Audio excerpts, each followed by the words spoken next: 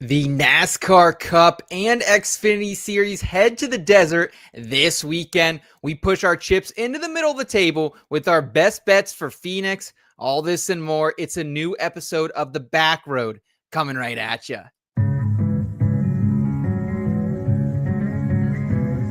It's a non-points race, but it is a short race. Checkered flag. That's all this race is.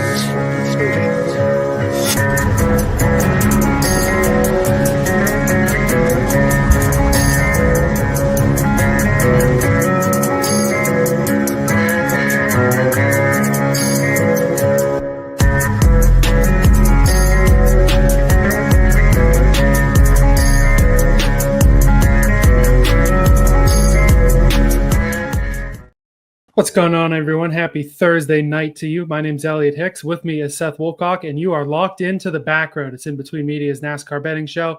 It was an exciting weekend out there at COTA, Seth. I hope you're doing well tonight. Elliot, fired up to be here on this glorious Thursday evening. COTA, as you mentioned, sick. Big week in the NASCAR news world as well. And now we return to the shorter flats with Phoenix coming up.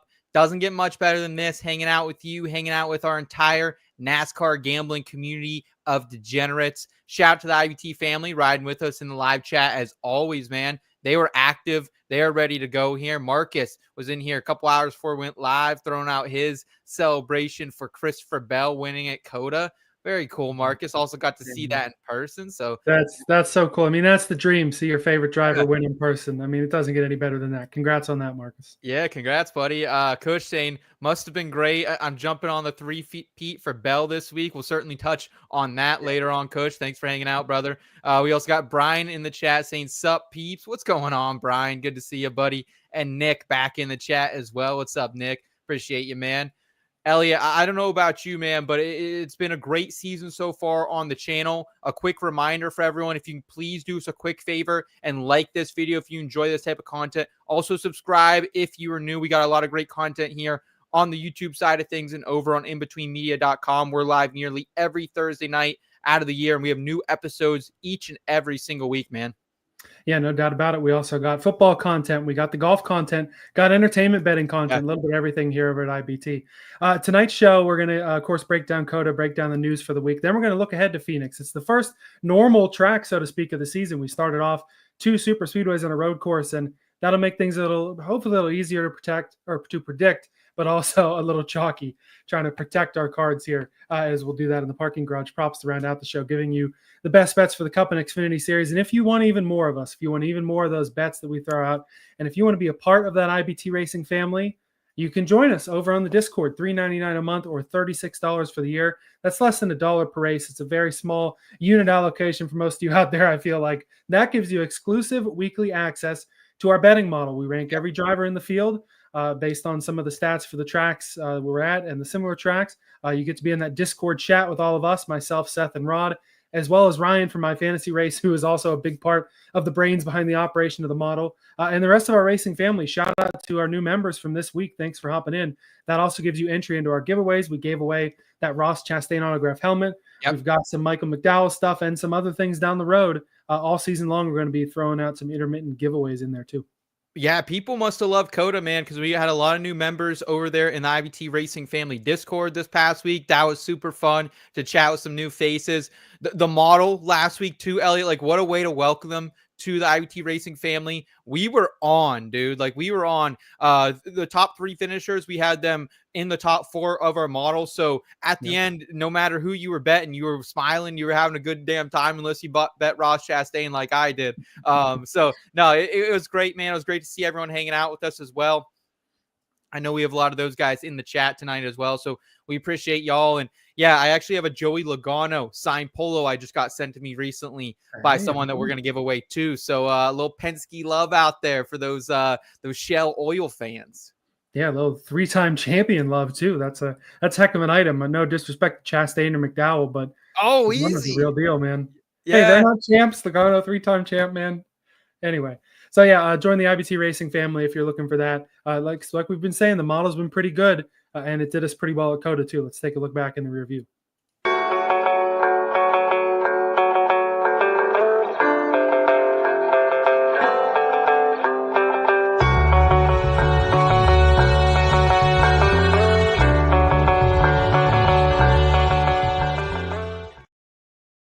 So it was a Cup and Xfinity doubleheader at Circuit of the Americas. First year running the short course, similar layout to the old national course with a couple of changes.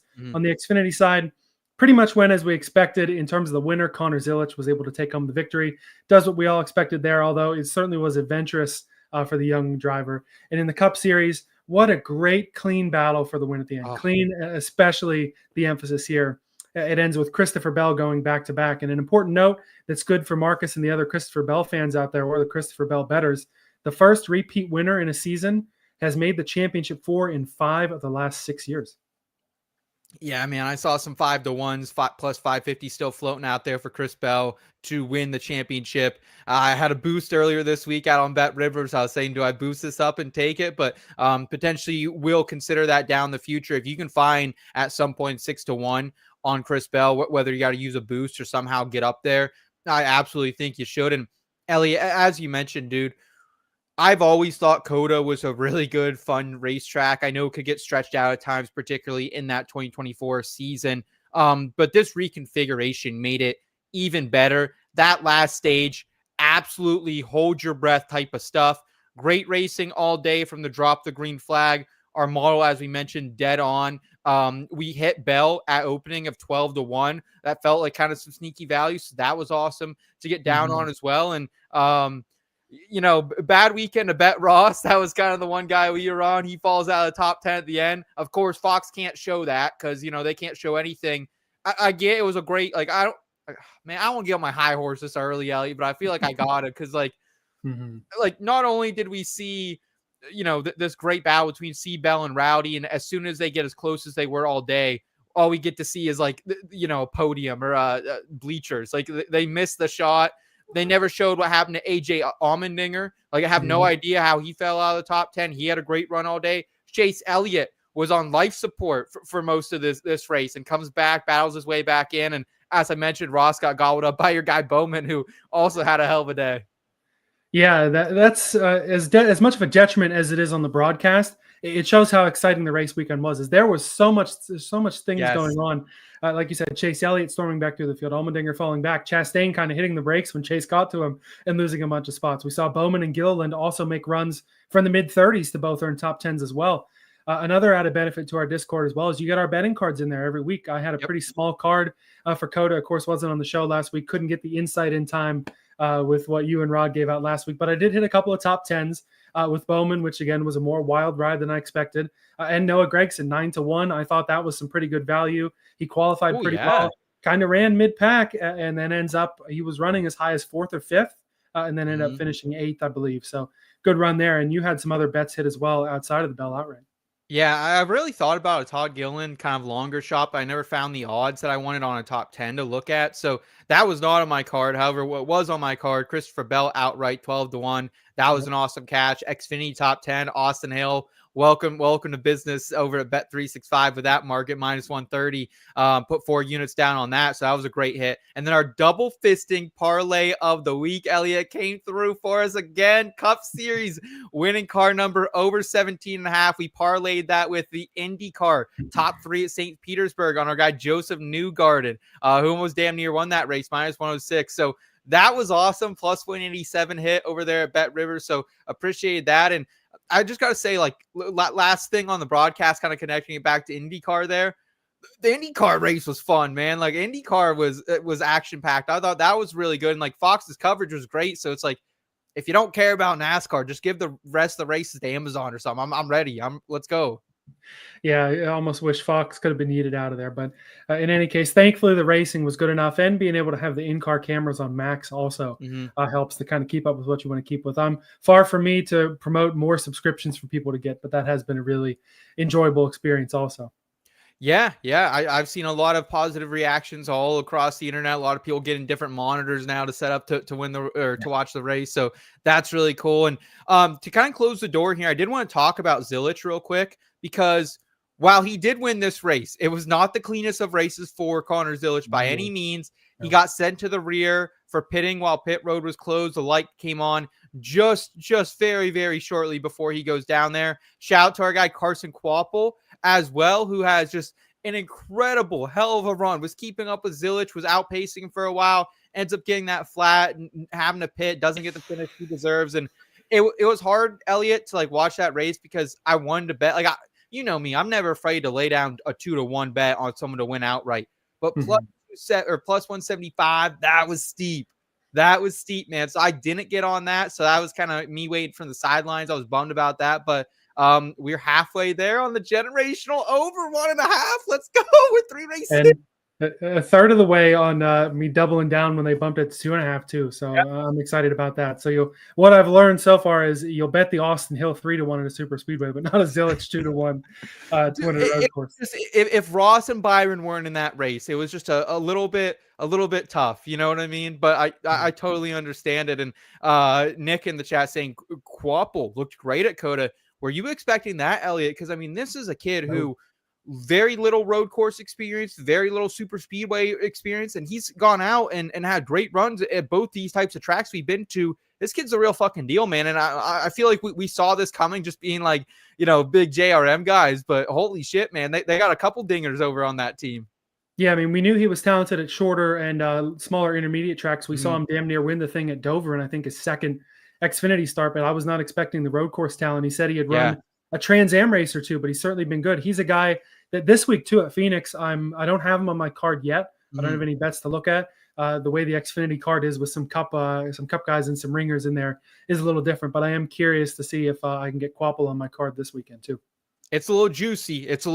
I've been keeping my head on a swivel for it because I would also like to get invested, but I don't know if we'll be in the cards this week, but definitely someone we'll have to keep an eye on down the stretch for sure. No doubt. Before we get to the cards, we'll go through some news items of the week. The big one, we haven't really gone in depth on the lawsuit stuff, but this is probably the biggest move yet since the initial suit from 2311 and Front Row suing NASCAR. NASCAR is now countersued 2311, Front Row Motorsports, and Curtis Polk, who is Michael Jordan's longtime business associate. And basically, NASCAR is saying this is anti-competitive on your side. This is not what we're looking for. We can just throw the whole charter system away if you guys don't like what we're giving you. That seems to be the big takeaway, at least for me on this one. Yeah, man, this is tough because like it really does feel like a little bit of a smokescreen from NASCAR. Like they're getting desperate. And look, like, you know, I love NASCAR. I love the organization, the institute, the sport that allows us to cover it on a week-to-week basis. They've always been really good to us. Everyone kind of over in that department, especially from their gambling operations and stuff. So I love NASCAR, but this does feel like a bit of a smokescreen. And as you said, like in that suit, they essentially laid out that if 2311 and FRM win this lawsuit, this could be the end of the charter system altogether. And like, I get that like NASCAR never wanted this charter system to begin with, Elliot, but at the same time, I mean, this would be devastating for not only the teams that have spent millions and millions of dollars to acquire them, but also to the teams who have raised their value substantially, who were gifted them, 8 to 10 plus years ago. Yeah, it'll be interesting to see what happens. And Jeffrey Kessler, the lawyer of 2311 in Front Row, put out that quote again where he says, this is the I don't think he said watershed moment, but that's the phrase that's into my mind. All these sports have this sort of moment where things change between the teams or the athletes and the owners or the sanctioning body in this case. And this is just that moment for NASCAR. So it is intriguing to see all the back and forth that goes on. And like I said, it's good to see the teams doing this. It's also NASCAR's got to do their due diligence and defend their side. And it's just another step in what's going to be something that's exciting to watch. And regardless of what happens, there will be changes to the sport. Yeah, and I think regardless of what happens, as of now, the big winner of all of this, our guy BJ McLeod, Matt Tift out there cashing in for Team Live Fast. Let's go, baby. Yeah, on the other side of that, though, if you blow up the charter system, some guys, teams can run more than 3 cars if they want. True. Guy Dale Jr. might be able to have an easier route in the series. There's benefits on both sides here. So we'll wait and see what happens there. Some more pertinent news. We had a couple of points things today. First, this week, a penalty rescinded as Joe Gibbs Racing and Chase Briscoe's number 19 team. They won their appeal. Yep. They were hit with a massive penalty. I think it was 100 points, maybe $100,000. James Small was going to be suspended for 4 races. They won that appeal, and here's the quote from the panel. It says, they believed that the elongation of some of the holes on the number 19 Cup car spoiler base back at Daytona when they hit this penalty, they said that was potentially caused by the process of attaching that specific spoiler base to the rear deck and not a modification outside of that on the single source part. So they saw the reasonable doubt, and they rescinded what was a massive penalty for the 19.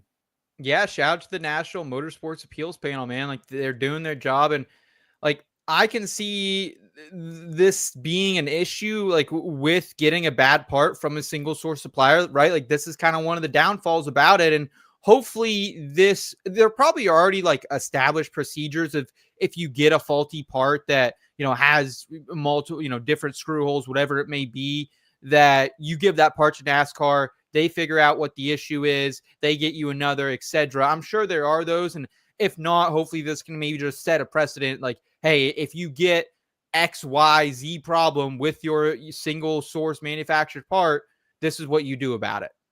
Yeah, and it may not have even been that the part was faulty. It may have just been, hey, you get the part, and to put it on your car, you have to do something with it. It's like if I put a nail in the wall here, it's going to change the nail, it's going to change the wall, and it's going to change the flag that I put a hole in to put up on my wall back here. So things change just by the process of doing it. And I think that was the doubt, at least the reasonable doubt enough that was able to have that penalty rescinded. Yeah, shout out, man. Appreciate them. It's great if you're a Chase Briscoe championship future ticket holder, man. I'll tell you that right now. He was kind of slipping down boards a little bit, and still right around the 20-1 market. So I don't think I'll be jumping in on it anytime soon. But great for him if you do have that ticket, dude. Yeah, no doubt about it. So as Briscoe's stock rises, Austin Cindric's stock falls a little bit. Yep.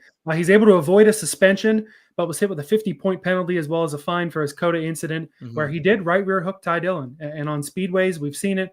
Right rear hooks come with the precedent of a suspension. We saw it with Chase Elliott a couple of years ago. I think we've seen it in another case. But NASCAR cited that the drivers were going at a slower pace. I was on kind of a different, on a flat part of the track. There was no caution thrown. And Ty Dillon was able to continue in this race, and only, he finished reasonably similar to where Cindric finished. Those were the reasons for no suspension. There are a lot of people that are very angry about this. They say, well, a right rear hook is a right rear hook, or, oh, they're only not suspending him because of this new rule where it would take away all of your playoff points if you suspend a guy. I agree with all these reasons. A right rear hook coming out of a corner on a straightaway at a road course where Ty Dillon, he hit the wall fairly hard. I mean, Chris Rice said that with the damage to the car, with the finishing positions lost and all that, that it may have cost Colleague more than $100,000. But this is not the same as right rear hooking someone at speed into a banked corner at a place like Charlotte or somewhere worse. So especially with the new added sort of the added penalty of losing all your playoff points for suspension, not being able to earn any throughout the full regular season, I think that being increased, that's totally fair to decrease this penalty in this situation. Yeah, it's really tough, man. We're kind of opening a Pandora's box, if you would, with these penalties. And so I think NASCAR ultimately did do the right thing. And just I got to shout out him again, man. Tough go for a guy Cindric, because he was wrecked after being the best car probably the 2 weeks prior at Atlanta in the Daytona 500. Penske goes out, they fuck around and find out kind of during that qualifying session, right? Cindric starting 30 plus. Dillon pushes Cindric off the track, so he lets out a little bit of frustration down the front stretch. I hope more than anything like this can motivate Cindric, because now he has to qualify for the playoffs with a win somewhere. He has to find that. We don't have a lot of super speedways left before the playoffs for him to go do that.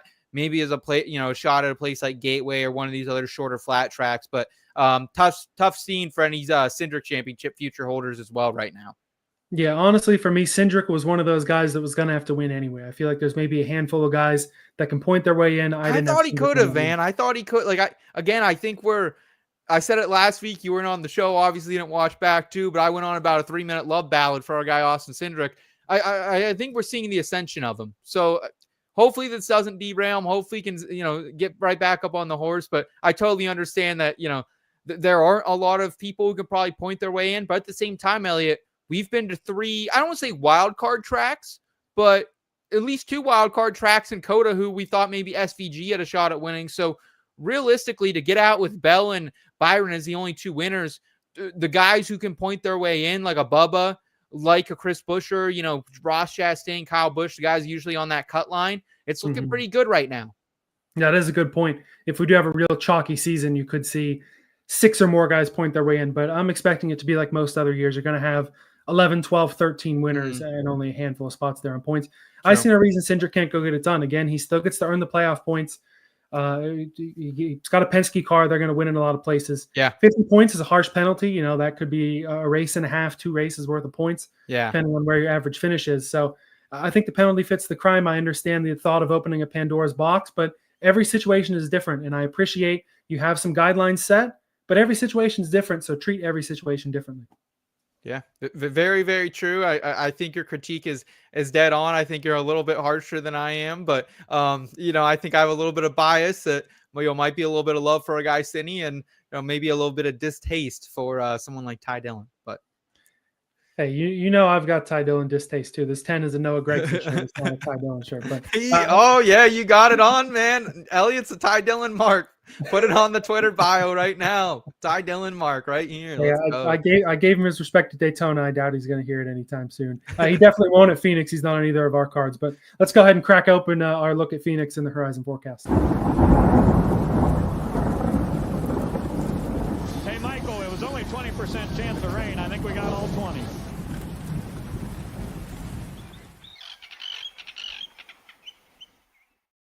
So this weekend we are in the desert for the Shriners Children's 500 Cup race as well as the Xfinity Series. On the Cup side, your 36 chartered entries plus Catherine Legg will drive the Live Fast BJ McLeod Motorsports number 78. Getting a woman driver back in the Cup Series, really cool to see. Dude, I mean, shout out BJ McLeod once again, doing the Lord's work, doing good shit for the sport.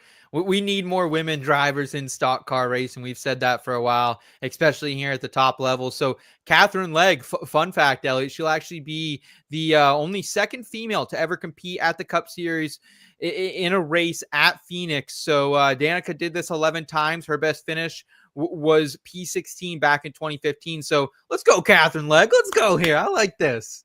Let's try to beat that record. Hey, a P15 for the 78 would be super awesome to see. Catherine Legg, of course, former Indy 500 starter, has been around disciplines of racing quite a bit, was approved for this race because of that experience, as well as the fact that with the extended practice session that NASCAR will kind of be able to watch and see. And maybe if she would do something stupid, which I don't think she will, but I have seen some detractors out there. Well, why does she get approved and Mike Wallace doesn't get approved?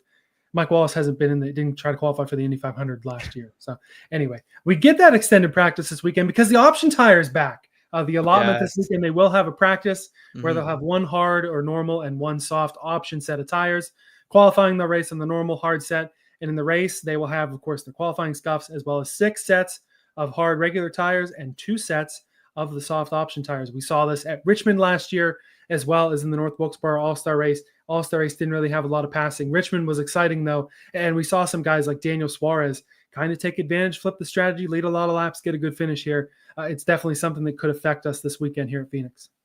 Yeah, it's another thing to keep your head on a swivel about, right? Like something we need to be paying attention to, especially during that practice. What are people looking like on the hard? What are they looking like on the soft? And, this is another reason that when you're betting, you're not only attaching yourself to the driver and the car, you're attaching themselves to that crew on pit road and also that man up in the box who's going to be calling those damn shots. So just something to keep in mind here.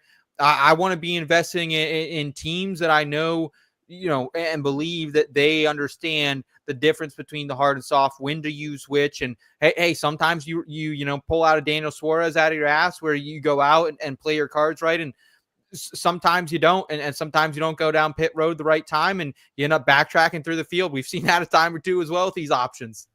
Yeah, and it's great to continue to be able to try to use these new compounds too. NASCAR has said if this option tire is a success, when we come back for the championship race, it will be the primary tire. So they'll be able to run a little faster, run a little differently. Obviously, they're not throwing the 2 different tire setups into playoff racing or championship racing yet, but seeing how this tire works will be interesting this weekend because we could be seeing it again come the fall when we're racing for a title. In terms of our weekend schedule here, on Saturday, 11:30 a.m. Eastern Time, Xfinity practice and qualifying. That's an early wake-up call out there in Mountain Time out there in Arizona. Then 2 p.m. Eastern, Cup practice and qualifying, and then starting at 5 Eastern is the Xfinity race. The GOVX 200 stage lengths 45, 45, and 110. And then on Sunday, 3:30 p.m. Eastern, the Shriners Children's 500 stage lengths 60, 125, and 127.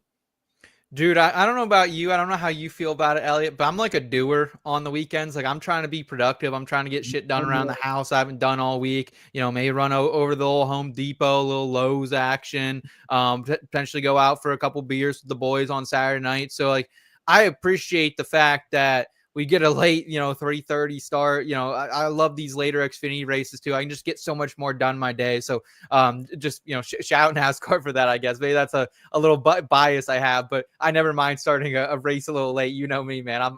I'll probably still catch these on 30 minutes late on DVR.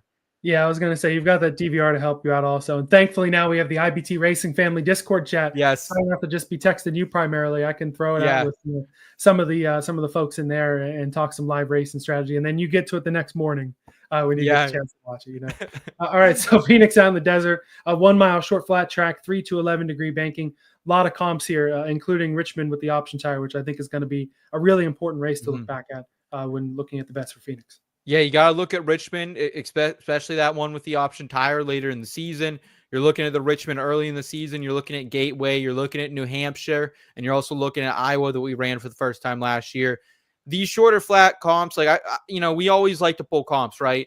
I don't think there's any better comp than the shorter flats, right? Like, I think if you're good at a shorter flat, you're good at most of the shorter flats. It's just something, it's a skill that a lot of these drivers have in their racecraft. So, absolutely agreed with you there, Elliot. Looking at some of these trends for Phoenix as well. When it comes to qualifying, Chase Elliott leads the field in average starting position at Phoenix. Kyle Busch leads the field in Phoenix poles, but has not won a pole since 2019. And no active driver has won multiple poles in the next-gen era at Phoenix. So I'm not really looking to necessarily bet any qualifying this week. I think it's going to be really hard to predict who's going to be fast right off the truck. However, I will say, Elliot, one thing to note is that whatever team has won the Spring Phoenix poll has also gone on to win it in the championship race as well. Joe Gibbs Racing swept the polls in 2024. Hendrick Motorsports did it in 2023. And of course, Team Penske did it the year before as well in 2022. Joey Logano, looking more at the race itself, leads the field in all-time Phoenix wins with 4 next-gen Phoenix wins as well with 2 of them. Next-gen winners, and I will say this, Elliot. So we used to, when I'd come in with the trends every week, I would tell you the winners all-time were from this spot in the front row, the top 5, the top 10. I would always throw those stats out. I will continue to do that. But I'm going now just from next-gen winners on these tracks that we've been to before, but just because I'm just kind of throwing stuff away. Like, that's really something in my handicapping I've tried to do. Like, I don't give a shit if you won at Phoenix before 2022. It really doesn't matter to me. So next gen winners have come from the front row 33% of the time, top 5, 50% of the time, top 10, 83% of the time. The furthest driver back in the grid to start that won a race at Phoenix in the next gen era, Christopher Bell, last year in this very race, P13. Yeah, so you certainly can't qualify in the back usually, although we've seen it a couple times in the championship races. I know Xfinity last year and Chase Elliott, but that was before the next gen. I think we're, in the 4th year of the next gen. I've been starting to do that sort of thing as well when compiling stats and things like that for the weekly bets weekly bets article on our website, as well as the weekly bets model that you can look at from being in the IBT Racing Family Discord. We're 4 years into the next gen. Thankfully, we have enough stats. We've got multiple races on every course that we've at least run so far. I think Mexico City is our only brand new one this year. We've even got comps of the road courses for that too. Certainly. We're going to get to the bets here in 1 second, but I did want to shout out our guy, iFantasyRacing.com. They help power our model and our statistical advantage over here at IBT. We're going to take a look at their Asterisk Mark driver of the week. It is Ty Gibbs this week, Elliot. How good was Ty Gibbs last fall at Phoenix? We have no damn clue. Not a damn clue. Gibbs only completed 1 lap before crashing out, which led to a 40th place finish. Considering Gibbs was a standout performer last spring, finished 3rd, led 57 laps, it's fair to assume he likely would have been pretty good, but who the fuck knows? And I think it goes back to a question here in the chat that we had earlier as well, or a comment from Nick saying that he was wrong about Gibbs last week. And dude, like, Gibbs pops up on our model every here and there, but it's really, really tough to trust Ty Gibbs. And that's kind of what this iFantasyRace.com Asterisk Mark driver of the week is like. He was 5th on our model last week, and he had pretty decent odds, but I'm afraid to touch him right now until we start seeing consistent Ty Gibbs again. Feels like he's a very streaky driver since he's been up in the Cup Series. He's either hot or he's cold, and he's very cold back. I mean, Austin Cindric still above him right now in the Cup Series points after losing 50, brother. Yeah, the only full-time driver lower than Ty Gibbs in the points is our friend Cody Ware. So it has not been a good start. Let's go, for Ty Cody. Gibbs. Let's go, Of course, Cody. of course, it has been 3 wild card tracks to start the year, and maybe now that he is back to normal tracks, it'll be better for the 54. But I'm totally hands off on the 54 too. I've got a bet where I fade him that I'll talk about shortly. I just can't do it on the 54 right now. The talent is there, and if he gets a kind of a good run on these normal tracks that we're starting to get to, but at the end of last year we were racing normal tracks too, and he ran like shit. So I just don't have any faith in the 54 until we see a couple of good weeks of at least consistent, like finishing the race in the top 20, not having incidents. Ty Gibbs is still a young enough driver where it's tough to trust him in general. Yeah, Nick, you're dead right that he did finish third last year at Phoenix, had a great run. It's just for me to put my hard-earned cash on someone, I need to see something out of them. And I haven't seen it out of Ty Gibbs this season. Let's wait till he shows a little bit more consistency. Maybe in a couple weeks, we'll get back on the Ty Gibbs train.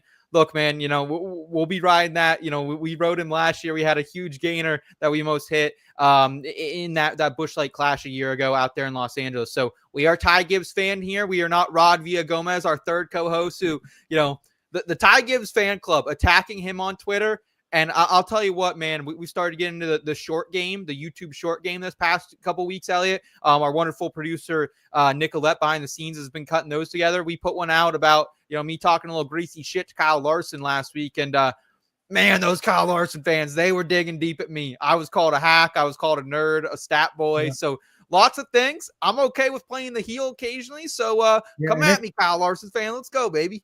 Larson's pit crew couldn't even figure out how to keep all 4 tires on the car last week, so your take ended up being pretty good. Come at me, Larson fans. It's a chalky week at Phoenix.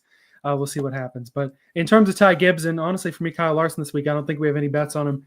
That train is not just in park. It may even have a damn boot on it up there in the parking garage as we pull in for the parking garage props.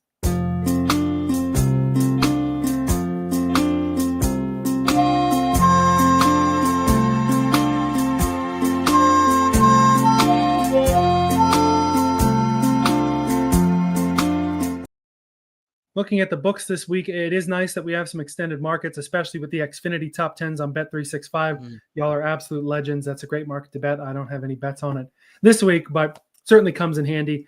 With this being the first regular track that we're at after 3 relative wild cards, the books are chalky as fuck, but we still got some value in there.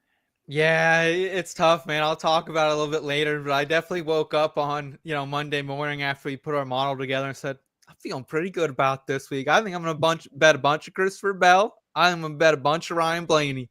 And then when the placement props got released, about Tuesday night, late Tuesday, early on into Wednesday morning, I ain't betting a lot of Christopher Bell, and I ain't betting Ryan Blaney in the prop market just because it's so hard to, man. Like, I was even if there was a minus 250 out there for Christopher Bell for a top 10, I was going to figure out a way to parlay it and then find some value in it. And we're looking at minus 400, minus 500. Like it is tough out there. This is one of those tracks too, especially with these option tires. I'm keeping a little bit in my back pocket. I've really been unloading heavy, Elliot, and like putting a lot of my unit allocation pre-practice and qualifying. I am not this week. I do have still about 9 units in play currently. So still a very good card, still a very heavy card. However, it's just not a big card this week. And so if you guys want more of our bets that we're not going to talk about on the show that we might put together post-practice and qualifying, make sure you're heading over there to the IBT Racing family. The link to that is in the episode description. It'll hook you up with entry into our giveaways, our exclusive model, and also in our Discord where we post all of our bets that we're making every single week, man. Yeah, we are looking forward to seeing you guys in there. And yeah, I certainly will probably add some more this weekend too as it goes on. But like I said, we still were able to find some value. And for as much shit as you just talked on the Bell and Blaney odds, you've got the Bell and I've got the Blaney. And I really thought about the Bell also. You got a nice little boost on it, though, which I think is a good place to lead off. Yeah, shout out to our friends out in Pittsburgh, man. They're always like just throwing out some random boosts midweek. So if you guys aren't on BetRivers, I highly recommend that you take a look at them. And I got a 25% boost applied to this. I got it plus 583 at BetRivers on the Chris Bell outright. And like, as I kind of mentioned, man, like I think we're in the midst of the turning of the tides for Christopher Bell a little bit. Like he's always been this under the radar guy, has had a couple runs to championship 4, but always been the underdog a bit when he gets there. And I think we're going from that to maybe the most dominant driver in the series or up there with Kyle Larson. His Phoenix next-gen averages finishes are nothing really to write home about. It's 10th at 14.0 flat, but he did finish 36 in that championship race 2 years ago where he lost his brakes very early into that. So if you remove that, his average finish at Phoenix in the next-gen era, 9.6. That's good for fourth. Also, third in the Phoenix next-gen total speed rankings as well in that span. And last year in particular, in the spring, fourth in average running position, first in driver ratings. Those are the advanced metrics in the loop data that I really care about. Average running position and loop data, and driver rating. And then in the fall, first in average running position, second in driver rating. And the comps, dude, like, they sway me more than anything. First in 2024 at the non-Phoenix shorter flat tracks and average finish, 4.8. All those tracks we talked about when we were talking about comp tracks, he finished no worse than seventh on them, man. So I open up the week, as I mentioned, like very bright-eyed and bushy-tails, think I was going to be able to invest in Bell everywhere. This is really the only bettable number I could find on Chris Bell right now. I would still take it at 5-1. Maybe he qualifies lousy. Maybe we can get some better placement props or matchups for him, because I was thinking about fading him against Kyle Larson. I'd look long and hard about it today. But, I'm fine with taking the plus 583 from our friends out here in Pittsburgh. Yeah, I think Bell's the guy this week for sure. Definitely one of the top guys out there. He's been able to have the versatility too. One on a super speedway, yes, one on a road course, and is probably better on the short flats than even those two places. So Bell definitely the guy this week. And I think the biggest thing for Bell, how he started so hot this year, a happy driver is a good driver. Him being able to race dirt now, be able to do those extracurricular activities that he kicks ass at a rate just below where Kyle Larson does. Larson's been out there running dirt the whole time he's been with Rick. He's won 8,000 races. He has a title. He probably should have another. If it weren't for the playoff format, won 6 or 7 last year, won 10 his first year. I think this is the era of Christopher Bell being right up there with Kyle Larson, and that, along with how the season has started, does make me believe it'll be a really chalky season in general, which, like I said, could have some other guys point in. But in terms of the top of the board, we got a holding off on Bell. I want to make sure they're not trying different setups for November. Honestly, that's not bad. I hadn't really thought of that, but they've got 2 wins. That'll lock you in any playoff format. You're not going to have enough guys to knock out a 2-time winner. But, man, I feel like there's enough comp tracks. I feel like they're not going to throw away a spring race to test out some shit for later in the year. I do think that's worth a discussion, though. Thank you for the comment. No, it's great. And, like, the one thing we've seen, and, like I definitely appreciate that comment from our guy Andrew B in the chat, is, like, he doesn't generally have the long run speed that Penske does, right? At least that's what we saw in the fall. He was still first in average running position, but he was not first in speed late in a run. That was something he was losing to those Penske boys. So maybe they do. Try to fuck around and find out here and see what happens. But Andrew, I love the comment. I'm going to invest in Chris Bell anyways, but I understand if you can't, if you're still out there on Bet365, I think that boost is going to tonight for a lot of people. I don't know why they give those out or who qualifies or whatnot, but I appreciate you, Andrew, in the chat, and appreciate all the IBT family members riding with us tonight. Just one more quick reminder, easiest way to support us here at IBT, give this video a thumbs up if you enjoy this type of content. Also subscribe to the channel if you're new, if you enjoy NASCAR betting, NFL betting, college football betting, PGA betting, or entertainment betting. We got you here on lock. But yeah, so I'm in on Chris Bell. Elliot, I know you're also on Chris Bell, and you're also in on one of the other favorites here, Ryan Blaney. What do you have?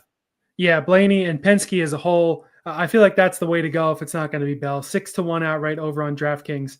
He's the second favorite for a reason. He's got the second highest odds to win the race. He's P2 in our model, just a couple of points below Bell. This man has done everything but take home a checkered flag here at Phoenix. Won the championship in 2023, coming in just behind Chastain. Yeah. He's been top 5 in half his races here. 9 top 5s, 13 top 10s in his career here. And in the next gen, he's been top 5 in every single next-gen race, and then even another one before that. This guy knows how to race well at Phoenix. He just hasn't been able to claim a win. But man, I'm more confident in Blaney than anybody. His last 6 races, like I said, top 5 in all of the last 7. In the next-gen here, these are his 6 races. 4th, 2nd, 2nd, 2nd, 5th, and then 2nd.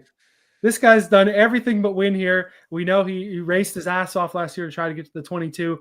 We know it's hard to pass in the next gen. We know that it's not just Blaney that's going to be running up front. He's going to have a big challenge on his hands. But damn, if this guy, he's done everything but win here, I think this is when he gets it done. I hope to God he does. And It's so frustrating because I was so heavy on him at Phoenix last year. I had 10 units on the top 10 on him. I was like, this guy's definitely finishing up there. I remember throwing out, not only did I have crazy, futures 12-1s, I was riding into that championship race, but I doubled down with him and he got so damn close. Just like it was so reminiscent of what we saw earlier this year when we went to a short track up at Bowman Gray, right? It was Ryan Blaney not having the best qualifying, not having the best starting position, ends up having to run his way, his way into the top 5, tries to track down the leaders. And by the time he gets up to the leaders, he runs out of tire, right? Like the advantage is gone. That's what happened in the fall. That's what happened at Bowman Gray. And last spring, I was on him for the top 5 in this race. I can remember him specifically fucking around, getting back in the pack. He puts on fresh good years and he goes and gets himself a top 5, cashes me that ticket. So I have no problem if you want to bet Ryan Blaney 6-1. I felt like I had to pick between him and Bell, and I was just, hey, I'm going to ride the hot hand of Bell. But Ryan Blaney seems to always be the bridesmaids lately, specifically here at Phoenix. So hopefully you can get it done for you, man. Yeah, and you know what the solution is? Blaney runs out of tire toward the end of the race. Save a set of them option tires and throw them on that number 12 and get to the front. There you go. There you go. Yeah, that'll definitely, hopefully, if there's one organization that I think will make good on that, it's Team Penske, right? Yeah, I mean, they've been dominant at Phoenix, not quite as dominant in the spring race as the fall race, as I'll talk about in a little bit, but let's get to your second outright first. Yeah, so for me, I'm going with Tyler Reddick at 15-1 at FanDuel. I went a half unit on this. I went about 1.5 units on that Chris Bell outright. And the biggest discrepancy in our projections this week and the books, Elliot, it was Tyler Reddick. And I really don't understand how there are so many long numbers out on him in the placement prop market, in the outright market. Tyler Reddick is 5th in the Phoenix Next Gen average finishing position, 11.2, 6th in the Phoenix Next Gen total speed rankings coming from myfantasyrace.com. And last year in this race, specifically in the spring, 1st in average running position, 4.8, 2nd in driver rating. He wasn't as good in the fall, but still 7th in both those advanced metrics. And at the comps last year, 2nd in average finishing position to only Christopher Bell, 5th in the total speed rankings. I'll touch more on him later from a prop placement standpoint, but 15-1, just know it's way too long. And I think he was arguably the most consistent car here last season. And to get that at 15-1, it feels a lot like Bell last week when we bet him 12-1 at COTA. Just too long of a number for a guy ranked top 3 in our model. That's where I'm at. Yeah, I agree with you. It's definitely too long of a number. I feel like the books have been kind of down on 23-11 quite a bit this year, except for maybe like Bubba at Daytona. But the books just haven't had that same feel. I think part of it too is from last fall, kind of a sour taste in the mouth from how he ran at Phoenix. Made the championship 4, and it was kind of like, okay, here's Byron and Logano and Blaney. Yeah. And then Reddick is down here. It's not that he ran bad. He still ran like 7th all day. It just, when you were comparing it to, these are the guys running up front for the title, and Reddick just is, it's almost like he was, I don't want to say down a cylinder, but he just was not on the same level as those guys. I think that's why the outright numbers are long. I think some of these placement props, though, being pretty long too, definitely a bit of a disservice to the 45. And Reddick is a streaky driver. He's not quite as streaky as Ty Gibbs, but he's either running 1st, 2nd, and 3rd week in, week out, or 14th, 15th, 16th. They're running into incidents or having some sort of issues or something like that. I don't know if it'll be this week, but I do agree, though. Keep an eye on those 23-11 numbers week in, week out, especially for Reddick. Because one of these weeks, you're going to get a big number, 14, 15, 16-1, and it's going to hit, and you're going to make a lot of money. Like our first ever Backroad, was our first Backroad Next Gen outright or something.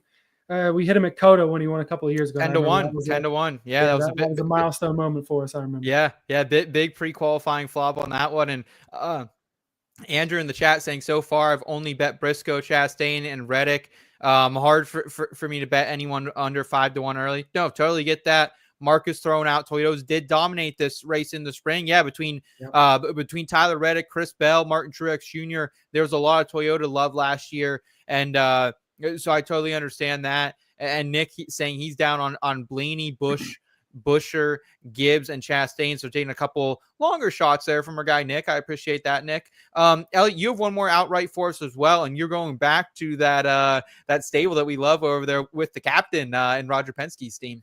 Yeah, no doubt about it. If it's not Bell, if it's not Blaney, I've got faith in Joey Logano. It is an odd year, so this isn't a Logano title bet by any means or anything.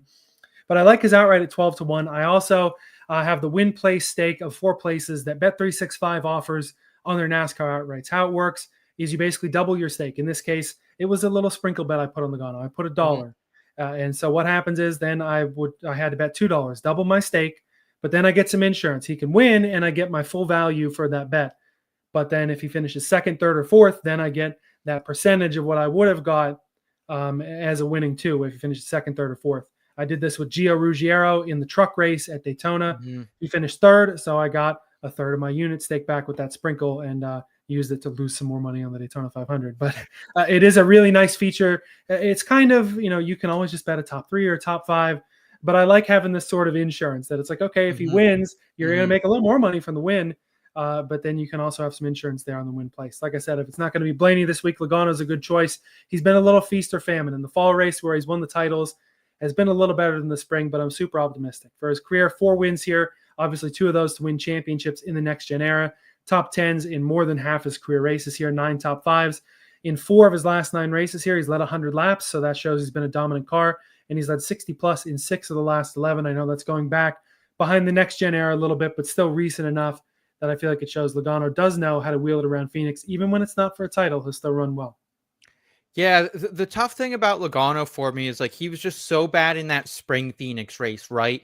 That was like, I mean, average running position, close to the bottom of the list, driver rating close to the bottom of the list. Like he had a really, really bad spring Phoenix list, but it was definitely an outlier. And it just feels like for every reason he runs way better here in the fall. If you even remember going back 2 years ago in that championship race, Logano was out there for Ryan Blaney and was kind of playing a little bit of a blocker, right? When Ross Chastain went out, won that race in the championship race, not being in it. So Joey Logano usually does better in the fall here is what I kind of figured out, but still a guy who's been great here in every single series when he puts his foot on the gas. So I can't blame you. But definitely a little bit lower for me and not quite worth the 12-1, but I understand, especially with the win place option at Bet365. I don't hate this play. Yeah. And I can understand the pessimism there. I get the spring hasn't been as good as the fall, but it's been a few months. Obviously it's been a whole new change of the season. Sure. We've run 3 races since he went out there, ran pretty damn well and won the title. Just run it back, run the same car. I know he's better in the clutch. His whole regular season was about kind of as mid as that Phoenix race in the spring. It was, again, we've had the whole year transition of a new season, but it's only been a couple races. Bring back the same damn car if you can and just run it back. Get yourself into the playoffs early instead of having to wait on a fuel mileage gamble when you're running 20th in the points and have to start your clutch running your ass off every week. Yeah, certainly agreed with you there. Are you ready to hop over to some plays and props here? Go for it. Up to you if you want to go back to the well or if you want me to introduce a new driver here first. Yeah, so I'll go ahead. I'll just kind of round us out here on Tyler Reddick and what we were thinking here. I kind of already went into his advanced metrics where he kind of lines up on this track, but just from like a general statistical point, has finished top 10 in 4 of the 6 next-gen races at Phoenix, including an average finish of 5.3 in the spring race. Like, Tyler Reddick's almost the opposite of Joey Logano here, Elliot. He performs better in the spring race statistically than the fall race. He's also scored stage points in 10 of the 12 stages in the next-gen era and has never started worse than 12th as well. So he's up front from the beginning. He usually stays there. And 2 of those races in the next-gen era that Tyler Reddick performed pretty good at was in RCR equipment. He's down upgraded Toyota equipment. I will say this top 10 line of -139, I absolutely hammered it at BetRivers. Did not mean to. I'm not saying I'm the only reason, but this line has moved. I put 4 units down. It has now moved to -162. So that's an absolute bummer. That's kind of a buzzkill. But if you aren't already down on it, I suggest, like, I still don't think it's a crazy number to bet here at -162. It's all the way down at -200 at DraftKings. And this is just one other reason that when Ellie and I are in here, gassing ourselves up, telling you to join the IBT racing family, it's why we mean it. Because I was down on this bet Tuesday night. I put it in the Discord, still -139. We're getting to the point in the season, Elliot, where these lines are starting to move. people are betting them way more consistently when we go to the traditional oval. So you need to be down on them early. And sometimes even Thursday that we get on in the back road here, they're already moved. So that's a fucking bummer. So I do apologize about that. But hopefully, I know a lot of the people in our Discord were hanging out with us, and then they were riding Reddick with us on that top 10. Yeah, I mean, this is what I was waiting for when you were talking about Reddick earlier. Just because he wasn't kind of up front mixing it in the championship four, just because he's kind of been, the outright number, it was more attractive for sure.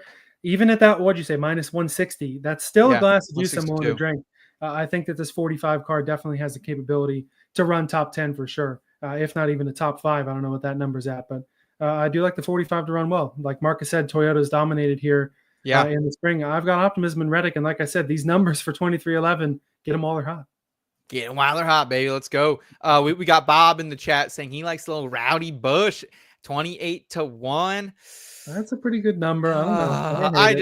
I just can't. I can't get. I'm fading Kyle Busch a little bit this week. Actually, 19th in our model. Just not a guy who stuck out really. Either had a really bad year at Phoenix, man. Like I'm talking bottom the board when it came to average running position, when it came to driver rating at both the races last year. Pretty bad his shorter flat track comps, Elliot, Kyle Busch, and some of this is bad luck, right? Like some of this is bad luck, but he finished 20th at the first Richmond race, 35th at Gateway, 35th at Iowa, 35th at New Hampshire, a string of 35ths, 3 in a row, and then 12th at Richmond too. So I'm good on Kyle Busch this week, Bob, but I love you anyways, brother. Sorry. That New Hampshire one could have a bit of an asterisk mark. I think that he fell back when they got on the wet tires. I think he spun out a couple of times when they first moved. I think he may have even DNF'd as soon as they got on the wets. I forget how much he ran, but I don't think Kyle Busch was super high on our road course model either.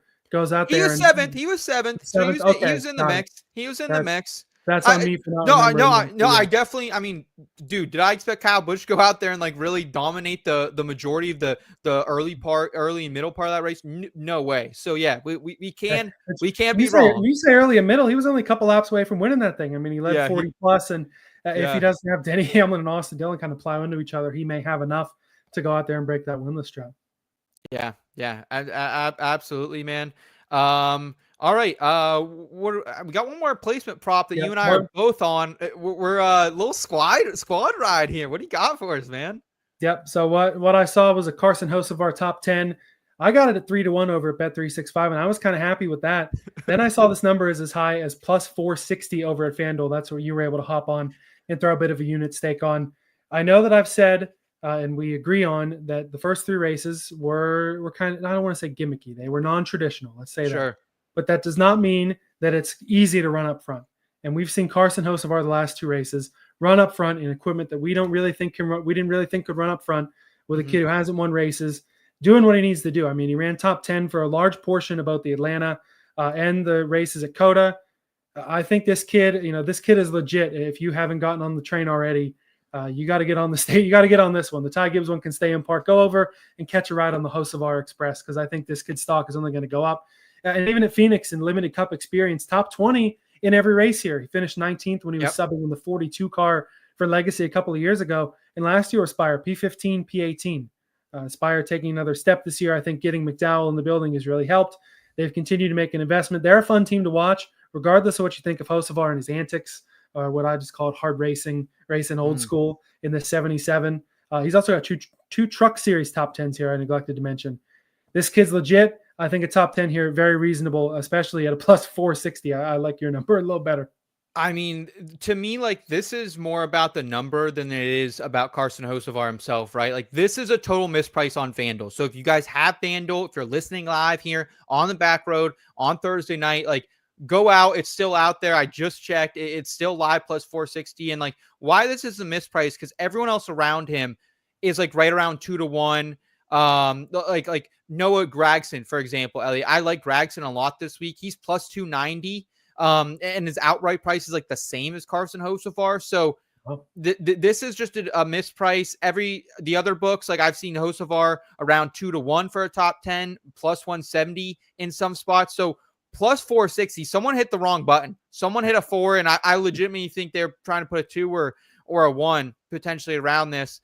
And Hocevar is right behind Gragson, actually, in our IBT projections. He is 16th or 15th in the projections. He's 16th in the Phoenix Next Gen average finishing, 17.3, as you were kind of alluding to as well. And in the other 2024 shorter flat tracks, once this kid got together, he was pretty good. He had an average finish of 14.8 on those other shorter flats. That's 12th best, man.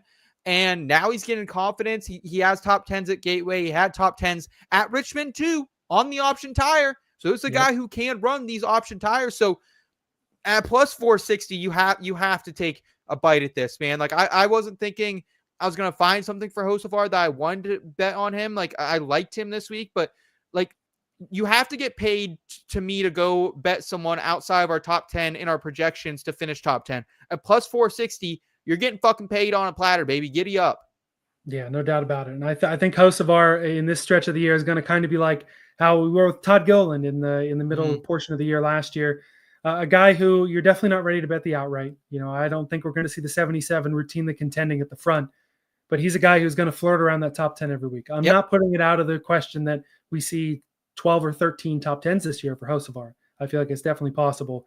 And the more they stack up, the lower this number will be. So at a plus 460, you're right. Seems mispriced territory based on what you're saying with the other books. Yeah, 100%. That's all we really have from a placement prop perspective, guys. There's not a ton of value out there. We like Hocevar. I personally also like Tyler Reddick there. And so, Elliot, let's go ahead. Let's flip gears to, you have a couple different matchups. Why don't you just run through them, throw all three of them out at once, spray them out, because once again, I love matchups. I love betting matchups. My favorite market in NASCAR. I'm just not loving what we're seeing so far this year. So I don't have any matchups this week as far as Cup Series bets go, but you have a trio of them. So give them out to the fine people of IVT, please. Yeah, these are my first matchups and group bets of the season. We'll start with those matchups. They're probably more about like fading some guys and almost placing some insurance than about being super confident in the others. But that's the way you got to make money on real chalky books in what's going to be a real chalky weekend where it's going to be one of four drivers that are going to win. First matchup, I've got Bubba Wallace at minus 118 over Alex Bowman in the 48 over on BetRivers. I'm fading the 48 any way that I can. Phoenix is one of Alex's 3 or 4 worst tracks. The 23 has been okay here. Top 16 in the last 4, 2 top 10, 7th in the fall. Those are pretty good numbers. I'm not betting him on the top 10 from that. Those are certainly better than we've seen from Bowman, though. 2016 was kind of his big, like, okay, this guy's legit. Subbing for Dale Jr., one of the last races of the year. He won the pole at 194 laps. Since then, 1 top 10, and in the 14 starts since at Phoenix, he's had 2 laps. The 48 and Phoenix just get along like oil and water, so I'm taking the 23 to fade the 48. I'm also taking Josh Berry at plus 115, fading the fuck out of Ty Gibbs, like we talked about. It's not even just fading Gibbs, but I'm optimistic about Penske, and that 21 is building the Penske shop. Wood Brothers, Ford, Penske, all pretty solid. And Berry, when you've put him in decent equipment here, not too bad. Got a top 10 subbing for Chase Elliott in 2023. In the Xfinity Series, top 8 in 3 of the last 4 races that he ran in that JRM number 8 car. We saw Ty flame out pretty quick last fall. And his P3 last spring that someone brought up in the comments is only top 20 at Phoenix in the Cup Series. It has been not very good for Ty in Cup. Of course, limited experience, but also limited for Berry. And I like the 21 better. And this one is a tough one, but I like it just as simple insurance. Ryan Blaney plus 110 over Christopher Bell. Bell's number in this is at minus 140. So this is just, it's a number disparity on the guys that are going to run at the top of the field. In case of Bell not being the best and Blaney outrunning him, or in case Bell runs into an issue. You know, it's so obvious how good they both are. This is just a way to kind of, you know, have feet on both sides of the line, so to speak. Yeah, I can't do that one at all. That, like, I'm not getting invested with, you know, there's no gap in our model. They're 1, 2 in the projections. I can't. That's why I figured they were 1 and 2. I figured you were going to see like a minus 110 on both of them. But no. This much of a disparity, especially, is why I'm looking at Blaney.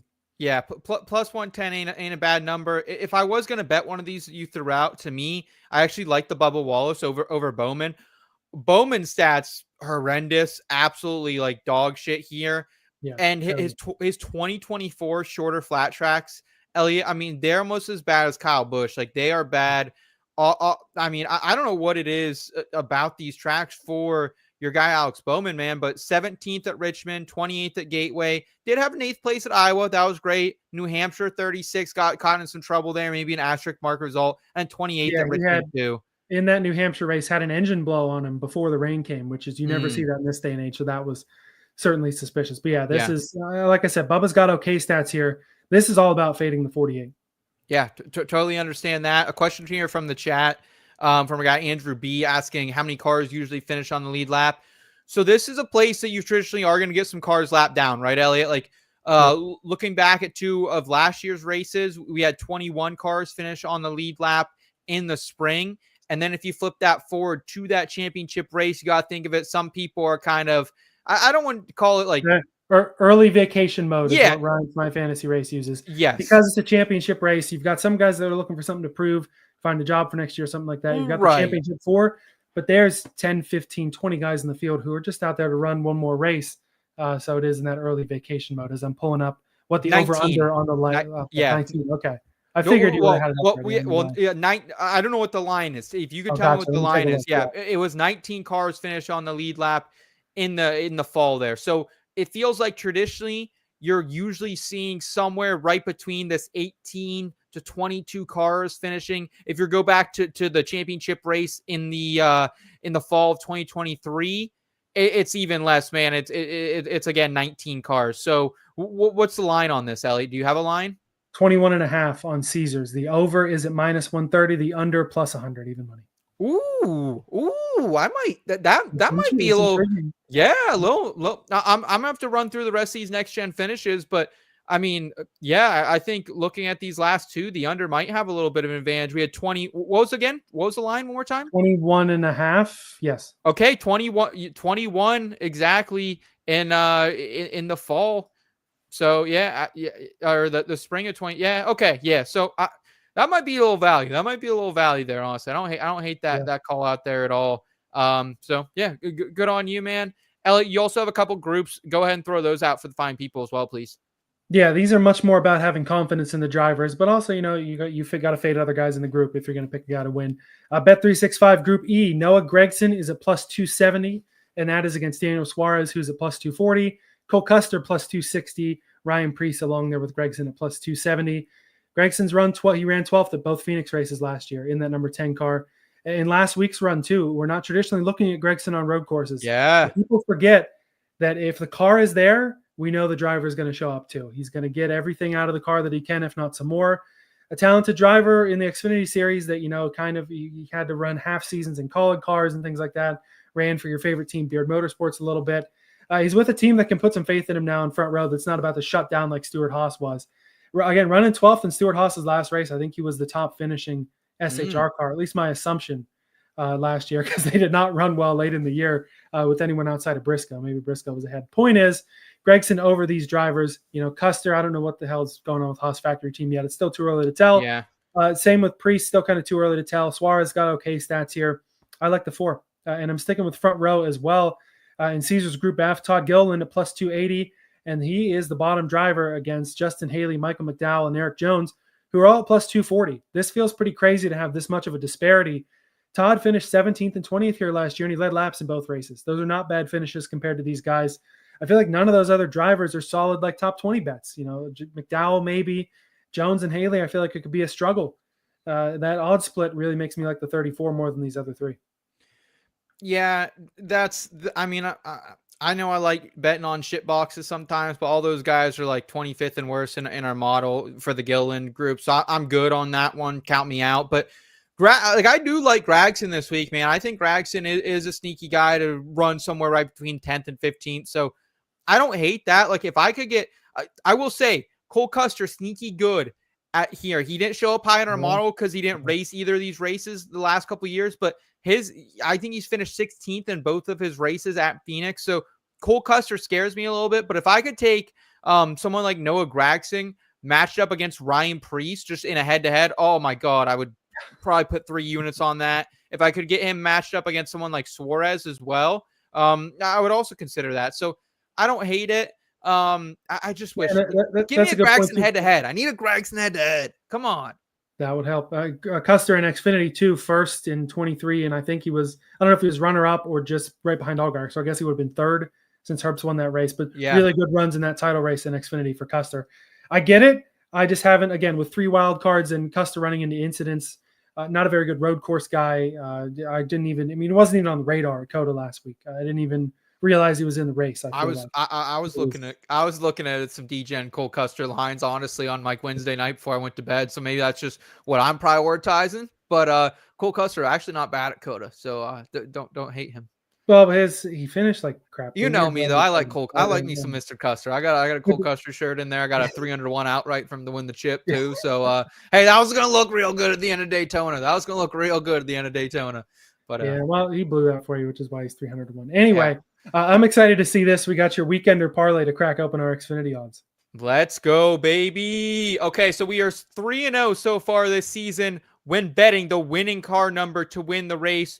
2 of those have been on parlays that we've had to get a juice number down. We did it at Daytona. We then bet it straight at Atlanta. And then we also bet the winning car number last week, did a little double parlay over there in IndyCar. So this weekend, Seth Weekender parlay. I don't know what you guys like to do on the weekends. If you like to go on a little bender, whatever it is. This is what we're doing. We're doing Xfinity top 10 or Xfinity matchup, Austin Hill -115 versus Brandon Jones. That's -115. And then I'm parlaying that with the Cup winning car number over 11.5, -245. This gives us combined odds of +164 for our friends over at BetRivers out there in the Berg. And this week, the trend I noticed, Elliot, was that the top 4 in our model are all above this number of 11.5. You can't bet 11.5 anywhere but BetRivers. Everywhere is like 12.5. They'll give you because they want Blaney in that bottom group. But I'm getting Blaney in this group. I'm getting Christopher Bell, who we've talked about. I'm getting our guy Red Dog, who we've talked about. I'm getting our guy William Byron, who can win a spring race here as well. There are guys who can beat us. Kyle Larson, Denny Hamlin, Chase Elliott. Those are the highest guys in our model that are not over this number. I'm weirdly not worried about Hamlin, though, or Kyle Larson. They just haven't shown race-winning speed yet this season. Maybe this is their coming out party, but not worried about Chastain either in that one next-gen win in the fall of 23? Yeah, I'm not, man. No. I got my guy Ross burned me last week, and, I don't – you're telling me I don't trust his crew chief right now to make the right decision and pit when he needs tires. I don't trust Chastain to keep those tires on and not drive the shit out of them like he did last week and lose 4 spots in 2 laps and cost me 11 units, but that's a story for a different day. I'm more worried about Chase just because, Chase actually showed us, race-winning speed at a short track this year at Bowman Gray. Yeah. So, but other than that, I'm pretty damn confident in these 4 guys. We also get Busher, who I've seen a lot of Busher in love for in the chat tonight. He's 8th in our projections. And then Joey Logano, who you like as well, 9th in our projections. So I'm getting a little more Penske insurance here. I'm getting Chris Busher, and I'm getting those big 4. And I trust those. I trust Bell. I trust Blaney. I trust Reddick. I trust Byron. So that's leg 1. Leg 2, we're back in on some Xfinity big country action. And I'll talk about Austin Hill a little bit more when we officially switch over to Xfinity. But here's what you need to know for this pick'em matchup against Brandon Jones. Austin Hill, 5-1 against him in Phoenix all time. The only time Brandon Jones beat Austin Hill? That was Austin Hill's 4th race ever in his first full-time season in the Xfinity series. And also his first at Phoenix in this series as well. So Austin Hill's average finish is 9.0 at Phoenix in this span. Brandon Jones is 12th. And for what it's worth, Elliot, Austin Hill, despite having mechanical issues at Daytona, 3-0 against Brandon Jones this season. And Jones' average finish is 26.7. If you've watched this show for any amount of time, you know our opinion on someone like Brandon Jones. This guy's a fucking mark, and he's not that good. So I'm going to go ahead and fade him here with a little big country. So again, Seth's Weekender parlay +167. Austin Hill over Brandon Jones, winning car number over 11.5. Yeah, Jones is one of those guys that I feel like a couple of years ago, I forget if it was the COVID year or the year before, something like that, was able to rip out a couple of wins and look pretty good. It was COVID year, in the Gibbs equipment. Let's go, Brandon. Who can forget that? Well, that was Brandon Brown who was completely yeeted out of the series because of that. Let's not get into that. Anyway, Brandon Jones, one of those guys who was a little bit of faith in whenever JRM did nothing. Back to Gibbs, has kind of embarrassed himself the last couple of weeks. he kind of reminds me of like a Michael Annett, a guy that's got the money. He's going to be around. He's a likable guy. There's nothing that's like wrong with Brandon Jones as a person or like even as a driver. He's not terrible. There's just I think he's good to fade, and he's almost a consequence of just how talented and good the Xfinity has become. Not just with the drivers, but with the equipment too. You see multiple teams kicking ass every week. Joe Gibbs has a bunch of good cars, and I kind of think Joe Gibbs might care more about Almirola winning a race than he does about Brandon Jones. Jones is there for the Menards check to help fund a guy like Almirola or a Justin Bonsignor or Taylor Gray, guys like that. The upside's just not there. And I do love, too, this cup number. I don't know why BetRivers doesn't have Blaney in this lower group because you're right. Taking him out is because minus 245. They don't think any DGens are going to be out there parlaying some shit. But like it was the same number almost last week. I think it was minus 215, and I did the same damn thing. And I made sure to go minus, or it was everywhere else was giving you over 21. And I was like, no, I need Christopher Bell in this. Yeah. And I went I played the juice. I went with the over 17 and a half. And I got Bell in that group. So that, that's why this number's out there. But thank you to our friends in Pittsburgh. We appreciate y'all. Yeah. Even just drinking that juice on its own at minus 245, I still like it. Cause you're right. Normally it's in the 18s, 19s, 20s where it really does kind of split the field in half. And especially once you get past like the number 30, there's not a lot of race winning guys kind of in that stretch of like even 30 plus, which is why you see when they split up the numbers 6-0 to 9, 10 to 19, 20 to 29, and then 30 plus, you get all that because there's 3 guys that can win races week in, week out past that. So I love this parlay, and I love that it has 2 things that I can bet on, so I don't have to denounce anything. I love both of these numbers. Parlay together. Let's go, baby. Let's go ahead. Let's flip gears then into Xfinity to round us out tonight, Elliot. I have one bet for the Xfinity series other than that Austin Hill over Brandon Jones part of that weekender parlay. It's Austin Hill top 10, minus 120 at Bet365. I went 4 units on this banger. Thank you again to Bet365 for Xfinity series top 10s. We appreciate it. We see you. Yes. We love you. We're giving you praise. So keep doing it, baby. Keep on doing it. Please. And I'm going back to the well here on the Big Country season. We cashed this same bet last week for 4 units at minus 130. It opened this week at minus 120. Well, what do? I go ahead and slam 4 more units down on it. It's now at minus 140. I would still bet it at minus 140 because this feels absurd. The other drivers in this top 10 market, just a couple lines. Sheldon Creed, 225, minus 225. Sam Mayer, minus 225. Jesse Love, his damn teammate, minus 200. Sammy Smith, minus 220. Connor Zilisch, rookie, minus 180. Carson Quapple, rookie, minus 180. Taylor Gray, rookie, minus 175. That's a bunch of guys who have less experience and are not as good as Austin Hill. Austin Hill has 5 straight top 10s at Phoenix. And as noted, P17 was the only time he didn't finish top 10, and that was in his first Xfinity Series start at Phoenix. He's also led in 3 of 6 races this season, and last year in the fall specifically, 9th in green flag speed, 6th among active drivers in this race, 10th in speed by segment, 7th among active drivers in this race, finished 10th after finishing P4 in stage 2, leading 5 laps. Big Country, let's giddy up here. Yeah, I feel like these lines are almost the same sort of story we told about Tyler Reddick earlier, and especially in the Xfinity level, setting aside the Championship 4 race entirely last year. I think that's why part of why we don't see top 10s a lot is if you look at a guy who can win races in Xfinity and he finishes 8th, a lot of times you think it's a bad finish, but it's still a damn good finish. And especially comparing a lot of those lines, especially in a week where I don't love a lot of the Xfinity numbers. Yeah, I'm totally cool with slamming down on Austin Hill because he is a top 10 driver, arguably week in, week out. And that's worth the juice for sure. Nick asking in the chat, funny enough, Nick, I actually talked about Christian Eckes in the Discord this week, asking about Christian Eckes for a top 10. He was initially 2-1 at open, and I gave that a long, hard look because Eckes has won here at Phoenix. I believe he won a championship truck race a couple years ago. I don't think he was even maybe a part of that championship race, but it was one of those fuckers race, right? Like I think that was the race Hocevar is taking everyone out and all that craziness ensued. But so I actually, if he was still 2-1, Nick, it would be at my card when I open up my app this morning to place that bet. It's now plus 160. I just can't get there at plus 160. I need a little bit more of a payment. But Christian Eckes is a guy good at Phoenix. And what does he want to do, Elliot? He wants a top 10 unit of death. So he's the perfect target for a plus money top 10. So I like that. Any thoughts on Nick Sanchez here for me for a top 10? I think I saw him floating around like plus 225, plus 230 earlier this week. Maybe. This is one of those guys where I'm happy we're getting back to traditional tracks because for rookie season in Xfinity, Parker Kligerman was a guy who thrived on the non-traditional. Oh, yeah. One on road courses, one on super speedways. Nick Sanchez, of course, had that Daytona win, but he's more of a guy that I'm ready to see what he and this team can do on the regular tracks. I feel like I need to see that before I get real comfortable with it, because he did run into a little bit of trouble, at least at Daytona, if not in some of these other races also. Agreed. Elliot, you got 2 more Xfinity bets for us, man. Hit us with those. Yeah, the outright market first. I got to go Connor Zilisch at 12-1. Looking at the top names in this market, Justin Allgaier right now at 4-1 over on Caesars. These guys were at similar numbers elsewhere. We got Allgaier at the top of the board. Didn't even win this race last year when he won the title. Yeah. This is a big time. Hey, I won the title here. Bet on me that I don't love, and I'll get more into that later.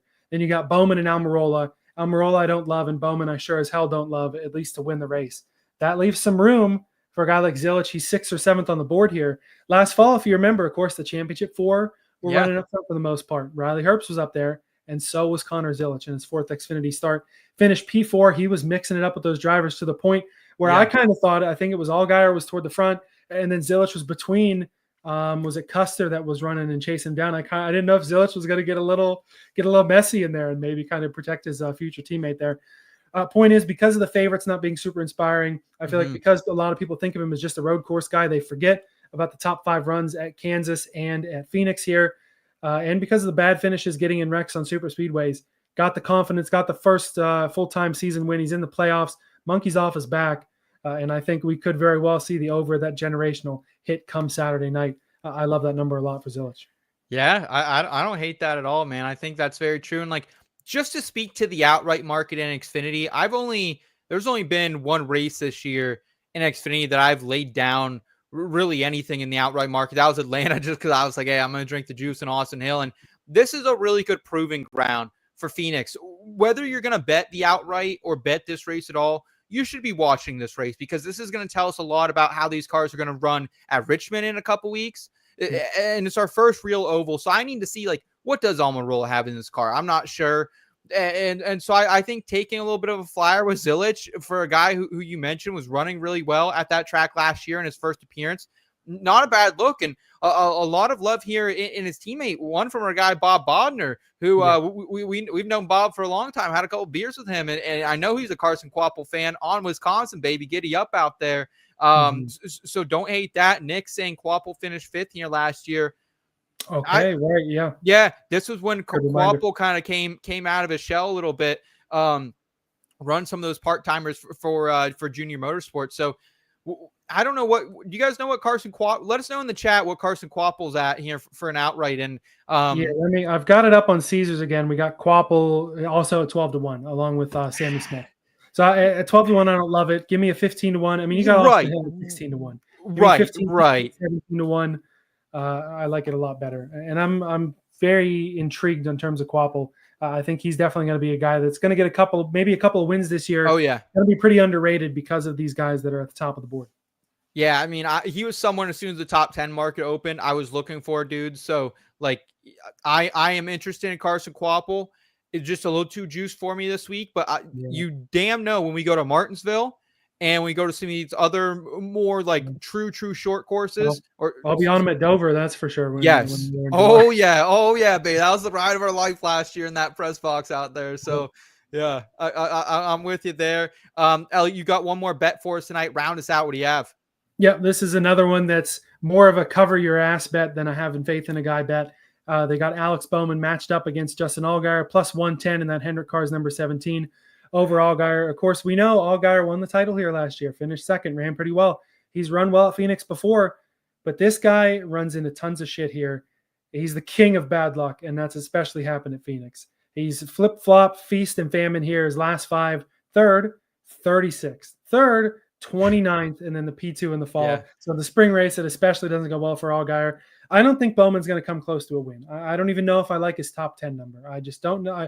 Bowman, how bad he's run at Phoenix, how he has traditionally been below the other Hendrick drivers when running the 17 car and the one in the token race a year that they give him at one of his worst tracks to try. Why are you betting him here? Why are you betting him here? This sounds like a diss track. It's an okay enough bet to take advantage and kind of hedge yourself a little bit. If you want to bet at the top of the board, a guy like Allgaier, if he does run into trouble, just a little sprinkle on a guy like Bowman just because that's who the matchup is against. I would take just about anybody in the field over Allgaier, but at least we know the 17 car is going to at least run well. I don't have a lot of faith in the driver. I've got a lot of faith in the car.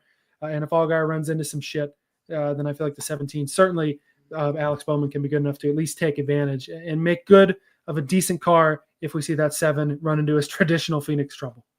Yeah, I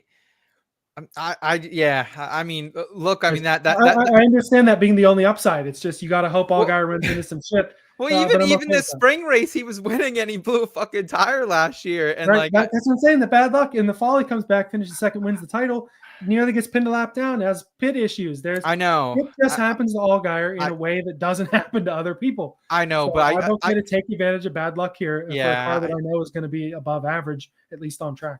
Yeah, I can't. If this was one of Bowman's better tracks, but I'm like, why is he even running this other than to get better at it? That's like the only reason. That's what Bowman's done the last few years. His last 4 Xfinity tracks in the 17. It was here at Phoenix, ran at New Hampshire, the Indy Road Course in Watkins Glen. All tracks where getting some more laps helps. That's how Alex approaches it. That's how at least the team approaches it with him. He's not going to win the race. His outright number plus 425, I think. Absolutely outrageous. Yeah, can't touch it. I don't like the top 3. I don't even know if I like the top 5. The top 10 maybe, but with just how juiced it is. No, it's like minus 500. This is the only way to maybe bet the 17 if you like it. And even then, I know Allgaier traditionally runs all right. Runs into a lot of shit. That's my main argument here. Yeah, no, totally understand that. Some questions here in the chat. Okay, so there are some 15-1s for Carson Quapple out there. So I like maybe we'll revisit that a little bit. Appreciate that, Nick and Bob. Also, Bob's also down on Zilisch here at 12-1 potentially as well. Who's your top 3 in this race, Elliot? Just like throw the odds out. Who, like for me, it would probably be I'm throwing Gator in that mix. Definitely thrown in like. I think that the Haas cars, just how good they were here last spring. Riley Herbst wins that fall race as well. Like I would put Sam Mayer probably in my top 3 as well. I'd say Mayer, both the Mayer, Creed, and Gator in no order in my top 3 in this race. Like odds aside, you. Yeah, the Haas cars definitely intrigue me. For me, another team that I want to see them continue how they run in traditional ovals. See if they can run more like that SHR Xfinity and less like the Haas factory team that we've seen. My top 3, I'm going to go. Let's go Zilisch, Almirola, Quapple. Oh, okay. All right. Yeah. So maybe we will be talking ourselves into some more Carson Quapple bets. Of course, the easiest way you can find all of our bets, our full betting cards, and some exclusive bets that we'll put in there throughout the weekend is head over to the IBT Racing family for $3.99 a month, $36 for the year. You're going to get access to our Discord to join the conversation with our viewers, our analysts. You're also going to get exclusive weekly betting model access. It's been firing out hot so far this season. We'll see if we can continue that streak this week, and also entry into our memorabilia giveaways. We're gonna give a Joey Logano signed polo away here next for his fans out there. And easiest free way you could support us, you might be asking, give this video a thumbs up if you enjoy this type of content. Also subscribe to the channel if you're new. Elliot, myself, our third co-host Rod via Gomez, we're live every single Thursday night, 8:30 p.m. Eastern time. And if you also enjoy NFL betting, college football betting, PGA, or it's some entertainment betting as well, yes, you can bet on movies and TV shows. We have all that content right here at IBT Media, Elliot. Yeah, and keep in mind too, we talk about this model a lot. It's new this year. We've been putting it out every week. If you kind of don't, if you want a little more info on the model, if you kind of have what all goes into this model, we follow the data, but I kind of want to know.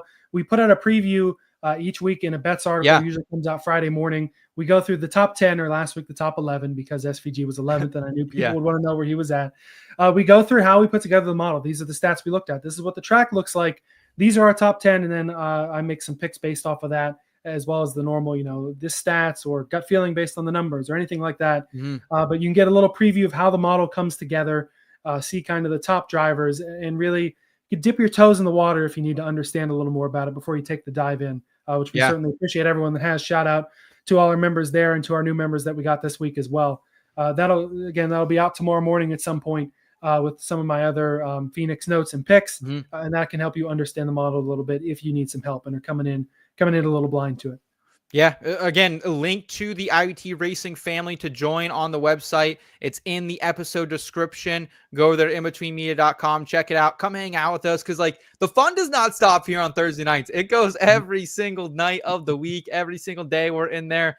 Probably annoying some people with how much, news and shit we were talking about this week, man. But it's an absolute blessing riding shotgun with you every single week on a Thursday night. Elliot, blessed to have our producer Nicolette in the back end, who's absolutely crushing things right now. Thank you for bringing those Kyle Larson haters on me, Nicolette. I appreciate it. Someone's got to be the John Cena and turn heel over here. And why not me, Elliot? I'm ready for it. I got thick skin, baby. Let's go. Yeah, Discord chat, everything from extra bets to high fantasy race stats, even some Haley Deegan slander I threw in last weekend. Running over there in Indy next. But yeah, no doubt about it. Thanks everyone for tuning in to the Backroad tonight. Best of luck with your Phoenix bets, and we will see you again this time next week on the Backroad.